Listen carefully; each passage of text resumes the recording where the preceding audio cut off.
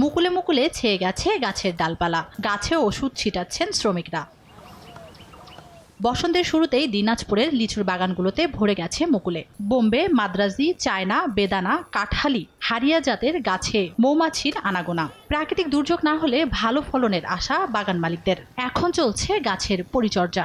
আমরা খুবই আশাবাদী। বৃষ্টি না হওয়ার কারণে ওই বোম্বাই জাতের লিচুর পাতা সহ মুকুল আসছে এবং এই মুকুলটা আমাদের খুব ভালো হয়। লিচুর মুকুল খুব সুন্দর। মুকুল অনুযায়ী যদি ফলন হয় আমরা একটা ভালো ফলন পাবো। এপ্রিলের দিকে গুটি পাবো এবং পর্যায়ক্রমে আমরা লিচুর দিকে ধাবিত হবো এবং এবছর পর্যাপ্ত পরিমাণ লিচু হবে। এই বছরের যে আবহাওয়া, এখন পর্যন্ত গাছগুলিতে লিচুর গাছে ব্যাপক মুকুল হয়েছে।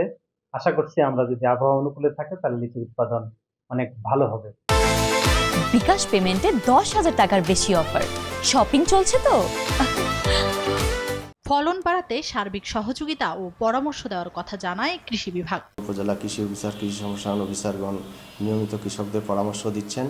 তারা নিয়মিত বাগান ভিজিট করছেন এবং সময় উপযোগী যেটা কাজ করা দরকার সেই কাজগুলো কৃষকদের সাথে একাত্মতা ঘোষণা করে কাজ করে যাচ্ছেন। কৃষি বিভাগের তথ্য মতে দিনাজপুরে 5,680 হেক্টর আয়তনের লিচুর বাগান রয়েছে। এবছর উৎপাদনের লক্ষ্যমাত্রা ধরা হয়েছে 45,000 মেট্রিক টন। সময় সংবাদ, দিনাজপুর।